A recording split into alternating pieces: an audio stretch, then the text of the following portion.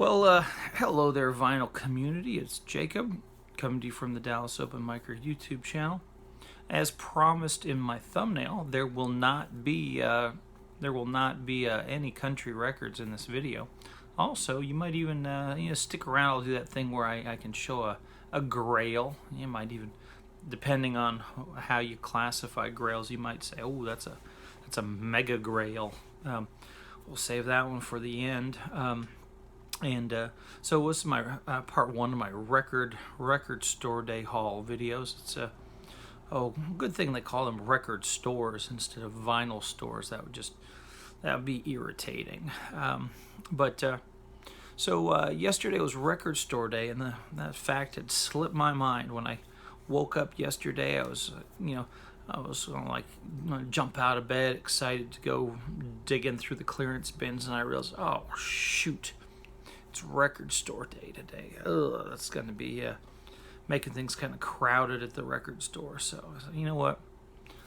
Slow down and wait until later in the afternoon for the crowd to leave, and then I'll go and do my digging. And while I was waiting, my first record of the day showed up. Just my wife picked up two at an estate sale. One of them was a country record, which I, of course, will not show that to you in this video. But here's my first record find of the day. This is actually something my wife found here. We got this, it's the Arthur Rubinstein Story. It is not in stereo. And if you open it up, you got this record of Mr. Rubinstein playing some Chopin music for you. Chopin, it's the Concerto Number 2. And then we have the book on the other side. We've got the Rubinstein Story. So, if the internet goes down and you don't have access to Wikipedia, you can read about Arthur Rubinstein here in that wonderful book put out by the RCA Victor folks. I'll take a sip of coffee here. Piping hot. All right, let's see what I got in my bag.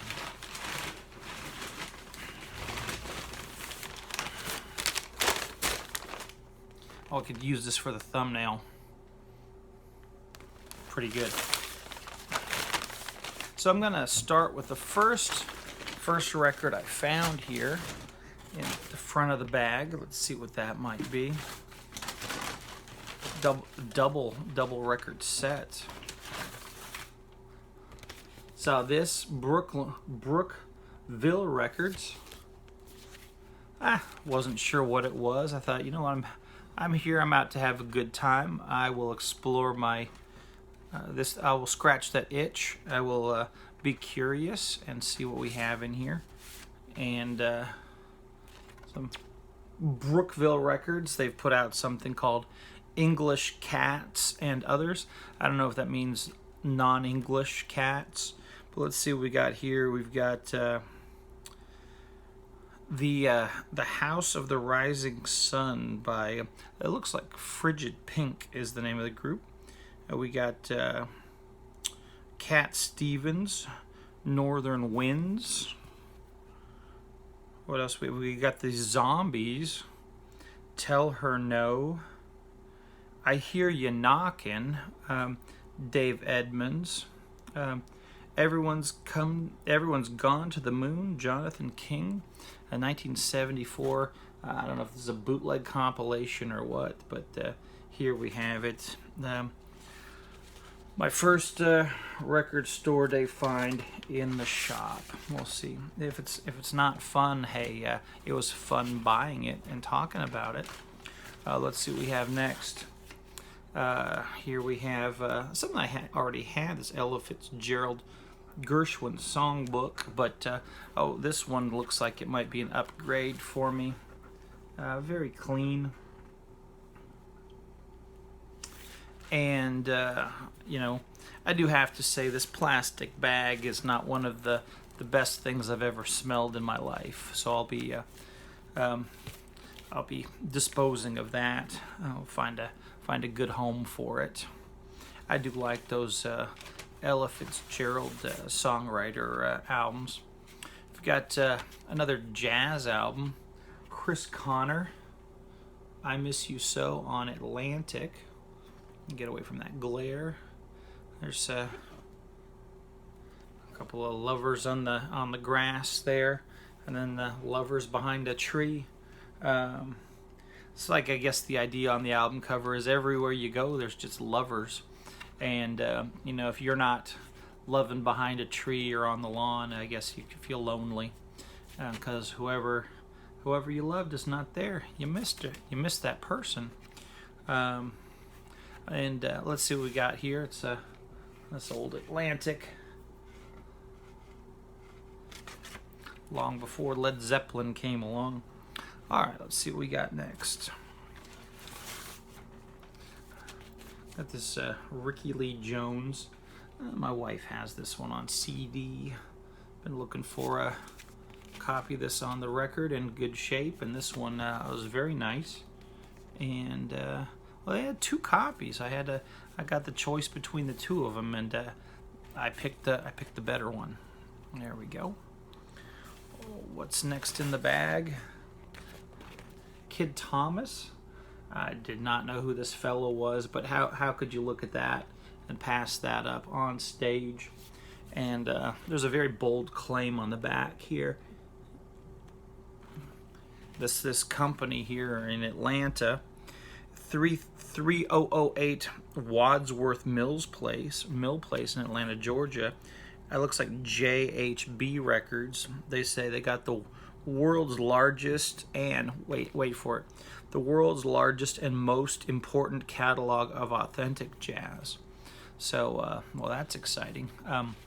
You just use some loaded words like or the authentic or most important, and then you can't really argue because it becomes subjective. All right, let's see what we have next.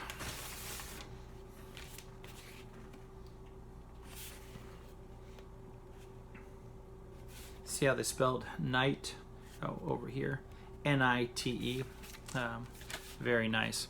A Night on 52nd Street, September 29th, 1939. So we got on side 1, we've got Teddy Powell. Side 2, we've got Louis Prima, 1939. There's a nice scene of New York at night, I suppose. I gotta take their word for it. I'm not sure if that's 59th Street or not. I sure hope it is. Never been down to 59th Street in New York City. All right, let's see what's next. Oh, here's one that I already have.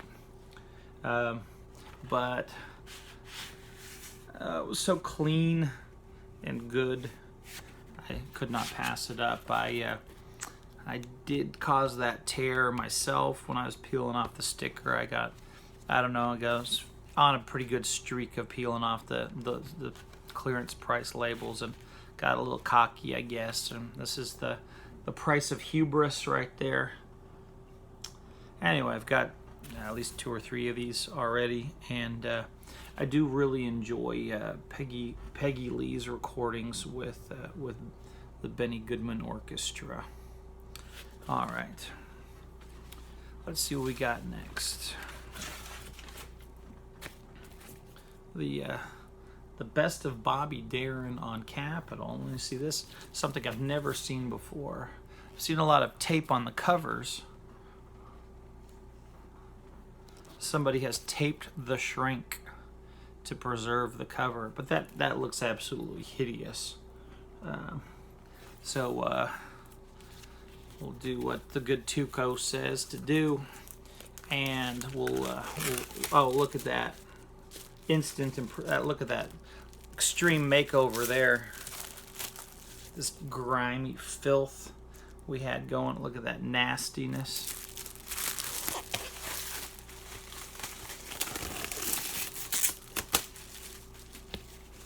There you go. That's like, you know, when Leon the Lobster got to do a shedding recently, and he's all shiny and new. There you go. If you haven't been watching Leon the Lobster on YouTube, You gotta check that one out. It's a good one. All right. And you can see all the other hot Capitol type. Oh, look at that. Frank Sinatra. This is Sinatra. We got the Nat King Cole. That's the later. It's the Unforgettable. This is Dean Martin. Oh, good stuff here. Oh, they already had the best of Peter and Gordon by this time. Wow, hard to believe Bobby Darin and Peter and Gordon were contemporaries, but it's true. I always like to pick up a gospel album when I'm out clearance digging, if I'm getting a big haul, and I usually go with the local country gospel bands. Here's one that looked kind of cool. These Sensational Nightingales, I Surrender All. So this looks like it's 1980s. Could be an interesting listen. All right. Let's see what we got next in the bag. This is Martin Denny.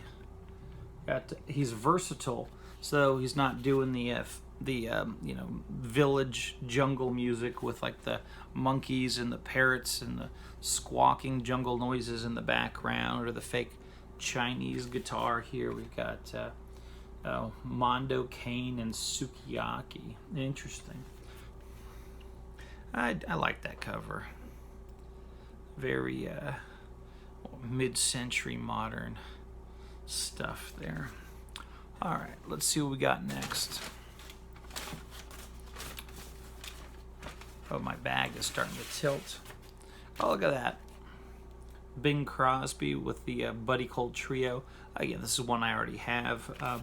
Got more Bing Crosby than anything else in my record collection. And I do like the recordings he made with Buddy Cole later in his career. You could tell, ooh, that's a nasty stain there. That's gross. You could tell Bing was having a good time in the studio with this. I mean, a lot of what he put out on record, he was just going through the motions with, and this was nice to see. He was actually caring about what he was doing. Oh, you know what? There's a Bing Crosby record that must have gotten loose, because I don't feel it in that bag there. I know we're coming to the end of my my video here,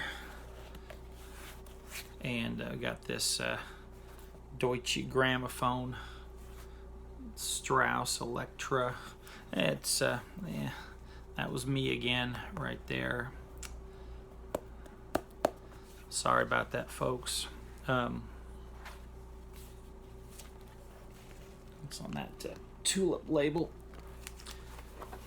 I don't know when I'm going to get around to listening to this, to be honest. I get these box sets, and it's nice to have them. You never know, when the supply is going to get cut off. Who would ever thought? I saw a Phil Collins record for $25 last weekend. Phil Collins, I think it's the Face Value album, $25 used. No joke. Who would have thought? That was something that would have been in the 50-cent clearance not all that long ago. All right, so here we got to my final record, and it's the big find of the day. It's a Bill Evans on Riverside. Everybody digs Bill Evans. It is mono. It's not stereo. And I'm not sure if it's the first press, but it's a very nice.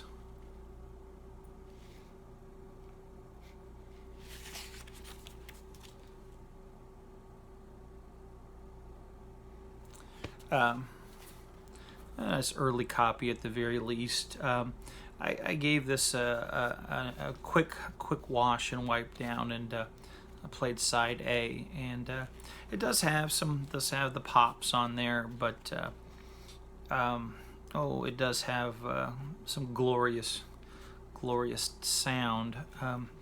Most of my Bill Evans collection is on CDs, and I can understand why someone would pay the big bucks for a nice clean copy of this one.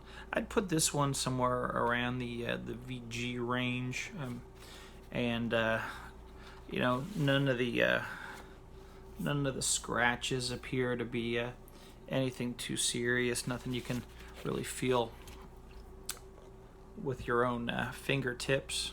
But I'm hoping it'll clean up a little bit better. It certainly already is a satisfying listening copy, and was happy to pick this up for a good price, practically free.